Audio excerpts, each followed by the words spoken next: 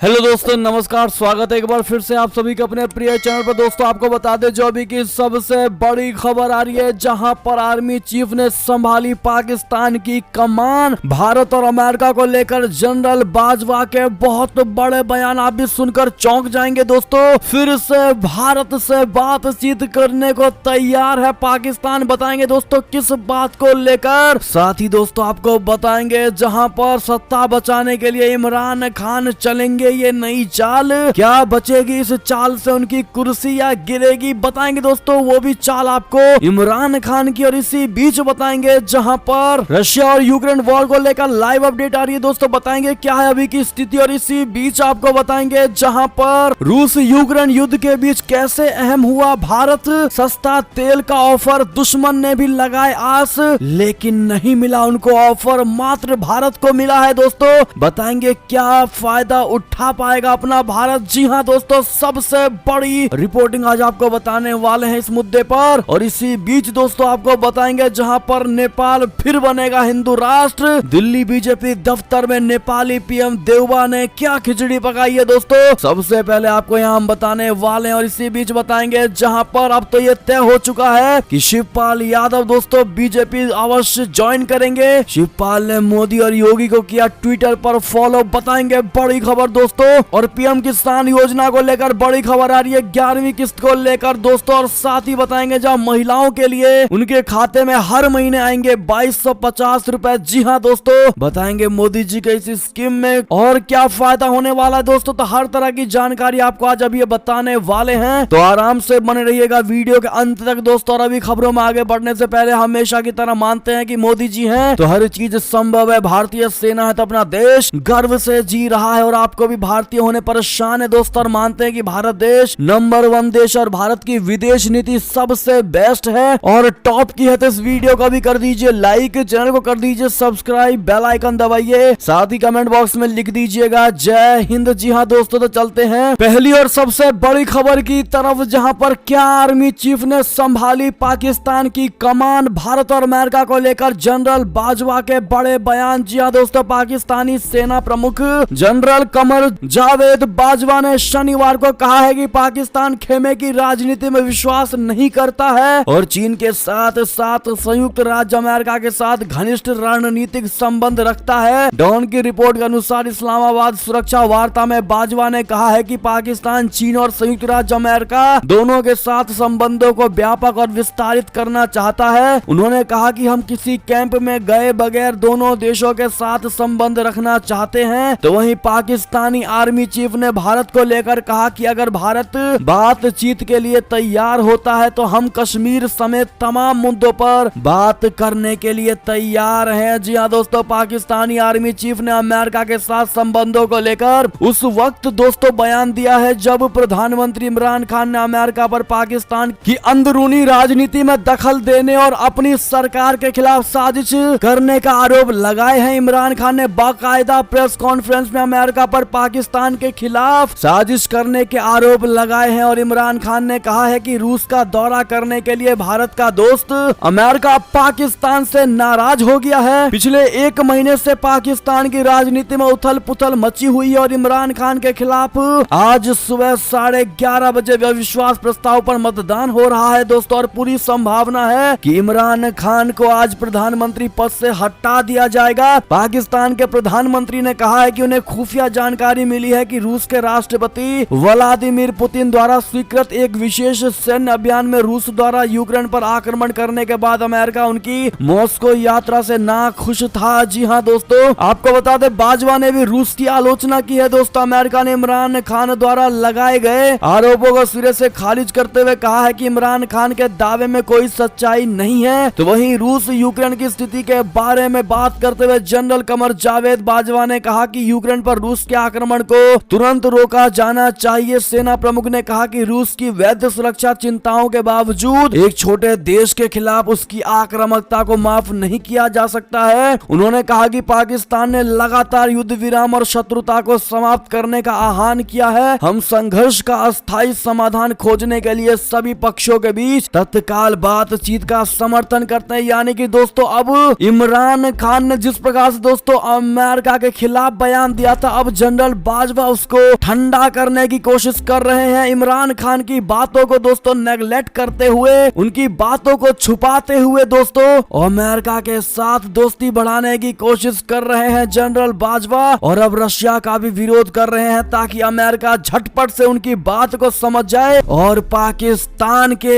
प्रधानमंत्री इमरान खान की खिलाफी अमेरिका ना करे और दोस्तों इमरान खान के पद से इस्तीफे को अमेरिका बचा सके। यानी दोस्तों कहीं ना कहीं जनरल बाजवा को यह लगता है कि अमेरिका के साथ जाना चाहिए, अमेरिका ही बचा सकता है। ऐसे में दोस्तों आपकी क्या राय है कमेंट में जरूर बताइएगा, क्योंकि अमेरिका की आड़ में अपने आप को बचाना चाहता है इमरान खान, लेकिन मोहरा जनरल बाजवा को बनाया जा रहा है दोस्तों मीडिएटर। ऐसे में अपनी राय प्रतिक्रिया जरूर दीजिएगा दोस्तों। इस वीडियो को ज्यादा से ज्यादा शेयर करिएगा अपने भाई बंधुओं में। फेसबुक व्हाट्सएप के जरिए अगली खबर की बात करें, जहां पर अपनी सत्ता को बचाने के लिए दोस्तों इमरान खान एक और नई चाल चलने वाले हैं। क्या इससे उनकी कुर्सी बचेगी या गिरेगी, हम आपको बताते हैं दोस्तों। प्रधानमंत्री इमरान खान के लिए कुर्सी बचाना इतना आसान नहीं है, लेकिन सत्तारूढ़ पार्टी ने इस संकट का एक नया तोड़ निकाला है। कुर्सी बचाने की जद्दोजहद के क्रम में पाकिस्तानी तहरीक-ए-इंसाफ पार्टी यानी पीटीआई ने अविश्वास प्रस्ताव से निपटने के लिए नई रणनीति बनाई है। बता दें कि इस योजना के तहत अब प्रधानमंत्री इमरान खान और सभी एमएनए कल बोले तो आज रविवार को नेशनल असेंबली की कार्यवाही में भाग लेंगे। इसके लिए पीएम इमरान खान ने पीटीआई के MNA member of national assembly को निर्देश जारी कर दिए हैं दोस्तों। इससे पहले निर्णय लिया गया था कि प्रधानमंत्री इमरान खान के खिलाफ अविश्वास प्रस्ताव पर मतदान के दिन सभी एमएनए अनुपस्थित रहेंगे। इसके लिए बाकायदा इमरान खान ने पीटीआई के एमएनए को निर्देश दिया था कि अविश्वास प्रस्ताव पर मतदान के दिन सभी नेशनल असेंबली के सत्र में भाग नहीं लेंगे। क्या ये चाल इनकी कामयाब हो पाएगी दोस्तों? सुझाव राय जरूर दीजिएगा। फिर से टाटा बाय इमरान खान जरूर कह दीजिएगा आप लोग। और आपको बता दें दोस्तों इसी बीच जो बड़ी खबर आ रही है, जहां पर माइकोलीव में सरकारी इमारत पर रात हमले में 35 की मौत, कीव में एक और पत्रकार की गई जान। जी हां दोस्तों, बता दें एक दिन पहले रूस के अंदर घुसकर यूक्रेनी स्ट्राइक से पुतिन बौखला गए। वो जानकारी मिली है कि माइकोलोई में रूसी सैनिकों ने एयर स्ट्राइक कर दी और इस हमले में 35 निर्दोष लोगों की मौत की सूचना मिली है दोस्तों। जानकारी के अनुसार शुक्रवार को हुए इस हमले का केंद्र माइकोलाइव शहर के गवर्नर का ऑफिस था और रूसी सेना ने इस बिल्डिंग पर एयर स्ट्राइक कर दी थी। हमले के वक्त गवर्नर विटाली किम घटना स्थल पर मौजूद नहीं थे। हालांकि बाद में उन्होंने हमले की तस्वीरें सोशल मीडिया पर शेयर की थी। जी हां दोस्तों, इसी बीच आपको बता दें जहां पर सस्ते तेल का ऑफर दुश्मन भी लगाए हैं आस।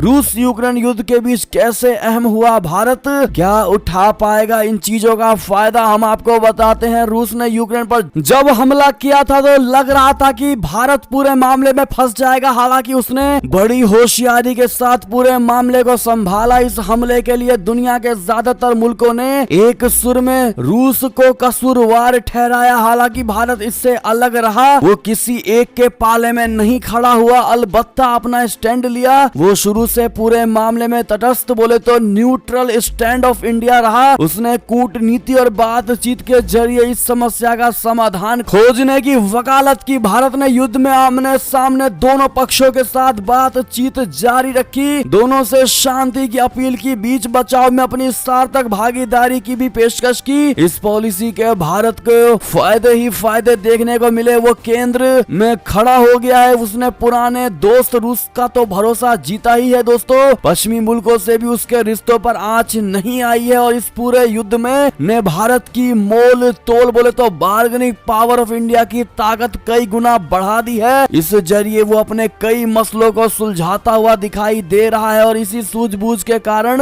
युद्धग्रस्त क्षेत्र से वो अपने नागरिकों को भी सुरक्षित निकाल पाने में सफल रहा। जी हाँ दोस्तों, रूस ने भारत के लिए ऑफरों की सारी पोर्टलियां खोल दी। भारत के स्टैंड ने उसे इतना खुश कर दिया है कि वो बिना किसी शर्त के कारोबार करना चाहता है। उसने दो टू कह दिया है कि भारत को जो कुछ भी चाहिए रूस उसे देने के लिए तैयार है। यहाँ तक डॉलर में पेमेंट का रोड़ा हटाने का भी रास्ता बना दिया है। दोनों देशों की स्थानीय मुद्राओं में ये सौदा हो सकता है। ये भारत को अपनी ऊर्जा जरूरतों को पूरा करने का बहुत बड़ा मौका देता है। दोस्तों, भारत अपनी जरूरत का 85% कच्चा तेल आयात करता है, तो वहीं रूस दुनिया में तेल और गैस के सबसे बड़े सप्लायरों में से एक है। बेशक रशिया 1950 के दौर से हमारा हमेशा बेहद करीबी दोस्त रहा है। उसने हर मौके पर भारत का साथ दिया है, लेकिन इस स्तर की पेशकश उसने पहली बार की है दोस्तों। ऐसे में भारत को काफी ज्यादा फायदा रशिया पहुंचा रहा है। ऐसे में दोस्तों क्या रशिया की तरफ से इन ऑफरों का फायदा भारत को उठाना चाहिए दोस्तों? हाँ या ना में जवाब जरूर दीजिएगा। अगर आप भी मानते हैं बेझिझक उठाना चाहिए तो कमेंट में बताइएगा। और प्लीज दोस्तों जिन्होंने वीडियो को लाइक नहीं किया प्लीज लाइक कर दीजिएगा और शेयर करना मत भूलिएगा, आपसे बार बार रिक्वेस्ट है। अगली खबर की बात करें दोस्तों, जहां पर विपक्ष पर फिर बरसे इमरान खान, कहा शहबाज शरीफ ने सत्ता संभाली तो करेंगे अमेरिका की गुलामी। जी हां दोस्तों, अविश्वास प्रस्ताव का सामना कर रहे पाकिस्तान के प्रधानमंत्री इमरान खान ने कहा कि अगर विपक्ष के नेता शहबाज शरीफ सत्ता संभालते हैं तो वो अमेरिका की गुलामी करेंगे। आपको बता दें, एक टीवी चैनल से बात करते हुए इमरान खान ने कहा कि शहबाज शरीफ अमेरिका के गुलाम होंगे। उन्होंने कल एक टीवी कार्यक्रम में कहा था कि भिखारी चयनकर्ता नहीं होते। इसका क्या मतलब है? इसका मतलब है कि गरीब और भिखारी गुलाम है। शहबाज शरीफ से पूछिए कि कौन पाकिस्तान को ऐसी स्थिति में लेकर आया सिर्फ इसलिए कि हम गरीब हैं? क्या हमें गुलाम होना चाहिए? यानी कि दोस्तों अब इमरान खान को पता है कि उनकी सत्ता उनके हाथ से जा रही है, तो अब दोस्तों विपक्षों पर इल्जाम लगाने की कोशिश कर रहे हैं। अगली खबर की बात करें, जहां पर श्रीलंका में आपातकाल के बीच राष्ट्रपति ने लगाया 36 घंटे का लॉकडाउन, सेना को मिली विशेष शक्तियां। जी हां दोस्तों, श्रीलंका में आए आर्थिक संकट को लेकर हो रहे हिंसक प्रदर्शन को देखते हुए वहां के राष्ट्रपति ने देश में अगले 26 घंटे का राष्ट्रव्यापी कर्फ्यू लगा दिया है। आपको बता दें कि श्रीलंका में पहले ही आपातकाल की घोषणा राष्ट्रपति कर चुके हैं, लेकिन अब कर्फ्यू की घोषणा के बाद पाबंदियां और सख्त हो गई हैं। हिंदुस्तान टाइम्स की खबर के मुताबिक राष्ट्रपति और उनके रिश्तेदारों और उनके सबसे भरोसेमंद पुजारी के खिलाफ हो रहे विरोध प्रदर्शन को दबाने के लिए आर्मी को नई शक्तियां प्रदान कर दी गई हैं। जी हां दोस्तों, साथ ही आपको बता दें, जहां आर्थिक संकट के बीच भारत ने भेजी 40,000 मीट्रिक टन डीजल की चौथी खेप, रक्षा मंत्रालय ने दिया बहुत बड़ा बयान। जी हां दोस्तों, श्रीलंका में बिजली संकट को कम करने में मदद करने के लिए नई दिल्ली ने शनिवार को 40,000 मीट्रिक टन डीजल की एक खेप कोलंबो भेजी है। भारत द्वारा श्रीलंका को दी गई 500 million US oil line of credit के तहत दी गई ईंधन की ये चौथी खेप है। दोस्तों कोलंबो में भारतीय उच्चायोग ने बताया है कि भारत द्वारा श्रीलंका को ईंधन की आपूर्ति की गई है। उच्चायुक्त ने शनिवार को कोलंबो में ऊर्जा मंत्री गामिनी लोकुगे को 500 मिलियन डॉलर की लाइन ऑफ क्रेडिट के माध्यम से भारतीय सहायता के तहत 40,000 मीट्रिक टन डीजल की एक खेप सौंपी गई है। जी हां दोस्तों, ऐसे में भारत श्रीलंका के लिए दोस्तों वरदान बनकर ही आया है। ऐसे में आपकी क्या राय होगी? क्या आपको भी गर्व है दोस्तों कि आप भारतीय हैं? कमेंट में लिखकर जरूर बताइएगा। और मोदी है तो मुमकिन है कहना मत भूलिएगा। दोस्तों अगली खबर की बात करें, जहां क्या अब नेपाल फिर बनेगा हिंदू राष्ट्र? दिल्ली बीजेपी दफ्तर में नेपाली पीएम देउबा ने क्या खिचड़ी पकाई बता दें। चीन के चक्कर से निकलकर भारत का पड़ोसी देश नेपाल एक बार फिर से हिंदू राष्ट्र बनने की तरफ निकल पड़ा है। दोस्तों दुनिया में कई क्रिश्चियन देश हैं, ब्रिटिश झंडे पर अभी भी क्रॉस का निशान आपको दिखाई देगा जो किसी खास धर्म के प्रति उनके विश्वास को दिखाता है। तो दुनिया में दर्जनों मुस्लिम देश भी हैं, लेकिन धरती पर एक भी हिंदू देश नहीं है। नेपाल पहले एक हिंदू देश हुआ करता था, लेकिन वामपंथियों के प्रभाव में आकर नेपाल ने हिंदू धर्म का त्याग कर दिया। लेकिन करीब 14 सालों के बाद जाकर नेपालियों के मन में वामपंथ का भूत उतर चुका है और नेपाल एक बार फिर से हिंदू देश बनने के लिए कदम आगे बढ़ा चुका है। दोस्तों नेपाल को हिंदू देश बनाने की मांग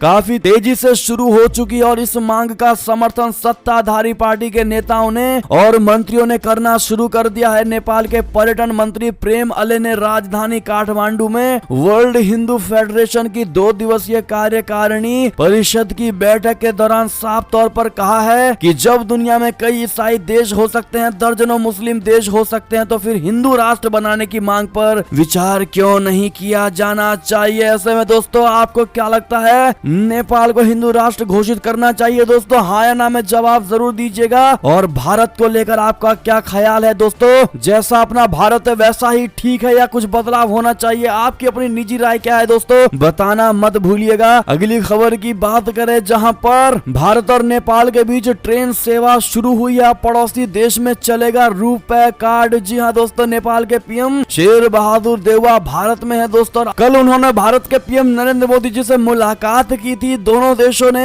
कई समझौतों पर साइन भी किए हैं दोस्तों। भारत और नेपाल ने पनबिजली क्षेत्र सहित विभिन्न क्षेत्रों में सहयोग बढ़ाने के संकल्प के साथ विकास साझेदारी के कई समझौतों पर कल हस्ताक्षर किए। जी हाँ दोस्तों, सबसे खुशी की बात आपको बता दें दोस्तों, प्रधानमंत्री नरेंद्र मोदी जी और नेपाल के प्रधानमंत्री शेर बहादुर देउवा के बीच कल यहाँ प्रतिनिधिमंडल स्तर की द्विपक्षीय बैठक में ये फैसले लिए गए। दोनों प्रधानमंत्रियों ने जयनगर से कुर्था नेपाल के बीच रेलवे लाइन का उद्घाटन किया और यात्री ट्रेन को हरी झंडी दिखाकर रवाना किया। जी हाँ दोस्तों, साथ में दोनों नेताओं ने नेपाल में रुपए कार्ड के प्रचलन की शुरुआत की और 132 किलोवाट क्षमता की सोलू कॉरिडोर विद्युत पारेषण लाइन एंड सब स्टेशन का उद्घाटन किया। ऐसे में दोस्तों बहुत बड़ी खबर रुपए कार्ड को लेकर। और इसी बीच आपको बता दें, जहां भारत और ऑस्ट्रेलिया में ऐतिहासिक व्यापार समझौता, भारत की 95% सामानों के लिए खुला बाजार। जी हाँ दोस्तों, इंडो पैसिफिक के दो विशालकाय देश और क्वाड पार्टनर्स भारत और ऑस्ट्रेलिया ने शनिवार को एक आर्थिक सहयोग और व्यापार समझौते पर हस्ताक्षर कर दिए हैं। और भारत और ऑस्ट्रेलिया के बीच किया गया ये ऐतिहासिक आर्थिक समझौता है, जिसके जरिए दोनों देश काफी ज्यादा करीब आ जाएंगे। साथ भारतीय उत्पादों के लिए ऑस्ट्रेलिया का बड़ा बाजार भी खुल गया है। दोस्तों, भारत और ऑस्ट्रेलिया के बीच किए गए व्यापारिक समझौते के तहत ऑस्ट्रेलिया भारत को कपड़ा, चमड़ा, आभूषण और खेल उत्पादों जैसे 95% से अधिक भारतीय सामानों के लिए अपने बाजार में शुल्क मुक्त पहुंच प्रदान करेगा। भारत ऑस्ट्रेलिया आर्थिक सहयोग और व्यापार समझौते पर वाणिज्य और उद्योग मंत्री पीयूष गोयल और ऑस्ट्रेलियाई व्यापार, पर्यटन और निवेश मंत्री डैन तेहान ने एक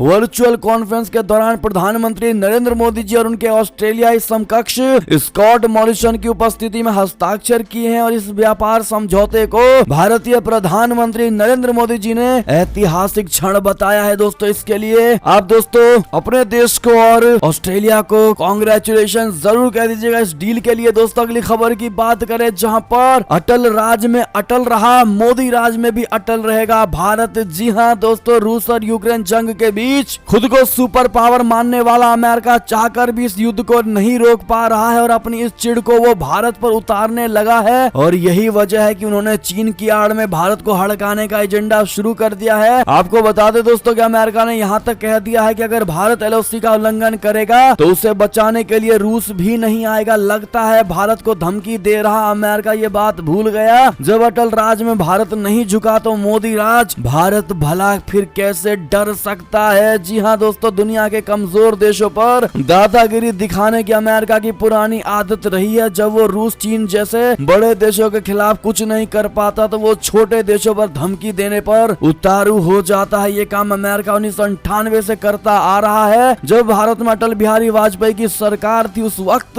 वाजपेयी की सरकार परमाणु परीक्षण पर करने पर अड़ी हुई थी। अटल के इस फैसले से अमेरिका समेत तमाम पश्चिमी देश चिढ़े हुए थे। परमाणु परीक्षण के चलते भारत को दुनिया में अलग थलग किया जा रहा था। यहाँ तक कि अमेरिका की तत्कालीन बिल क्लिंटन की सरकार ने भारत पर कड़े प्रतिबंध लगा दिए थे। इसके बावजूद भी दोस्तों बिना डरे अटल बिहारी वाजपेयी जी ने परमाणु परीक्षण की मंजूरी दे दी थी। और फिर 11 मई 1998 को ऐसा परमाणु धमाका हुआ कि पूरी दुनिया की आंखें फटी की फटी रह गई। जी हाँ दोस्तों, ये धमाका अमेरिका के लिए वो करारा जवाब था जो भारत को धमकी देकर परमाणु परीक्षण को रोकना चाहता था। पर अटल ने अमेरिका के आगे घुटने टेकने की जगह दुनिया को भारत की ताकत का एहसास कराया। इतिहास के पन्नों से अमेरिका को समझ लेना चाहिए कि उस वक्त भारत नहीं झुका तो भला आज मोदी राज में हिंदुस्तान कैसे झुक जाएगा। ऐसे में दोस्तों प्रधानमंत्री नरेंद्र मोदी जी के लिए इस वीडियो को दोस्तों ज्यादा से ज्यादा शेयर करिए, प्लीज आपसे रिक्वेस्ट है, ताकि सबको पता चले कि मोदी जी क्या है। और दोस्तों इस वीडियो को लाइक करना मत भूलिएगा। अगली बड़ी खबर की बात करें, जहां पर रूस से जंग के बीच तबाही के बीच पोप फ्रांसिस की यूक्रेन जाने की योजना, कहा एक अच्छी यात्रा होगी। जी हाँ दोस्तों, भारी बमबारी और गोलाबारी से यूक्रेनी शहरों के नष्ट होने के सिलसिले के बीच पोप फ्रांसिस यूक्रेन जा सकते हैं। पत्रकारों से बात करते हुए पोप ने कहा कि वो यूक्रेन की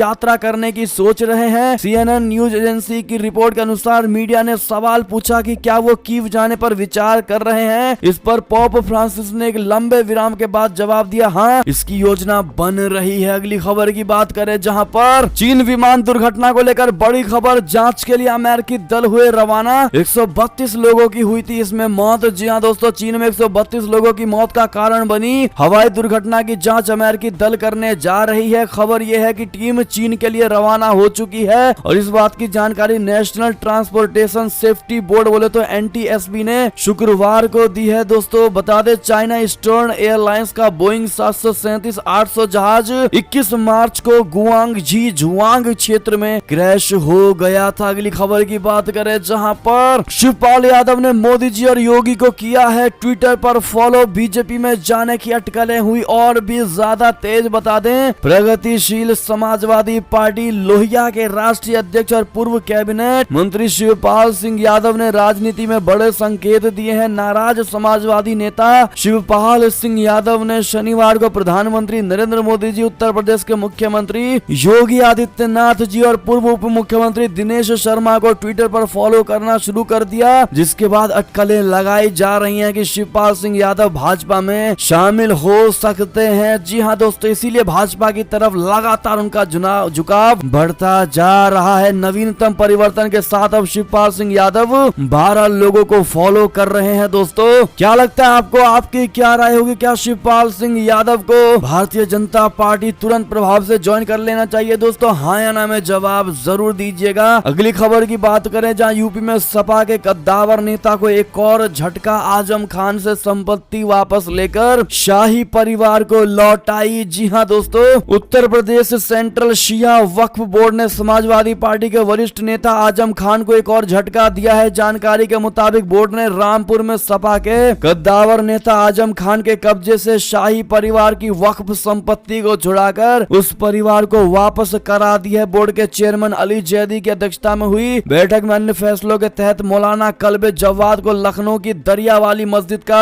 मुतवली बनाया गया है। अगली खबर की बात करें, जहां केंद्रीय मंत्री पीयूष गोयल ने बेरोजगारों को दी है गुड न्यूज। कहा अगले 5 साल में 10 लाख नौकरियां देगी मोदी सरकार। जी हां दोस्तों, केंद्रीय मंत्री पीयूष गोयल ने देश में बेरोजगार युवाओं को गुड न्यूज दिया। उन्होंने कहा कि हम अगले 4 से 5 वर्षों में भारत में 1 मिलियन यानी 10 लाख रोजगार देंगे। भारत ऑस्ट्रेलिया आर्थिक सहयोग और व्यापार समझौते पर गोयल ने कहा है कि हमने भारत और ऑस्ट्रेलिया के बीच शिक्षा संस्थानों के सहयोग पर भी चर्चा की है। जी हां दोस्तों, और इसी बीच आपको बता दें, जहां पर योगी के बुलडोजर का खौफ, रामपुर के युवक ने लगा दी मकान तोड़ने की गुहार। जी हां दोस्तों, उत्तर प्रदेश के नेतृत्व में, योगी सरकार के नेतृत्व में दोस्तों दोबारा सरकार बनने के बाद बुलडोजर का खौफ लोगों के सिर चढ़कर बोल रहा है। रामपुर से कुछ ऐसा ही मामला सामने आया, जहां के खुद एक युवक ने SDM के यहां जाकर अर्जी देकर अपना मकान तोड़वाने की मांग कर डाली है। दोस्तों इसी बीच आपको बता दें, जहां पर यात्रियों के लिए बड़ी अच्छी खबर है, ट्रेनों में पहले की तरह जनरल टिकट पर कर सकेंगे यात्रा। जी हां दोस्तों, सहरसा आने जाने वाली 9 जोड़ी एक्सप्रेस ट्रेनों में अप्रैल महीने की अलग अलग तिथि से जनरल टिकट पर सफर की सुविधा मिलेगी। कोरोना काल से पहले की तरह उन बोगियों में अनारक्षित बोले तो अनरिजर्व्ड टिकट लेकर यात्री सफर कर सकेंगे। इस सुविधा से यात्रियों की जेब पर पड़ने वाले अतिरिक्त टिकट किराया का भार नहीं पड़ेगा। जी हां दोस्तों, इसी बीच आपको बता दें, जहां किसी भी दिन खाते में आ जाएगी प्रधानमंत्री किसान सम्मान निधि की 11वीं किस्त। जी हां दोस्तों, अब किसी भी दिन PM किसान सम्मान निधि के लाभार्थियों के लिए केंद्र सरकार एक बार फिर खजाने का पिटारा खोलने जा रही है। सरकार किसी भी तारीख आपके खाते में पैसे ट्रांसफर कर सकती है, जिसका बड़े स्तर लोगों को फायदा होगा। मोदी सरकार सालाना PM किसान सम्मान निधि से जुड़े लोगों के खाते में 2000 रुपए की 3 किस्तें भेजती है। कुछ मीडिया रिपोर्ट्स में यह दावा किया जा रहा है कि PM किसान सम्मान निधि की अगली किस्त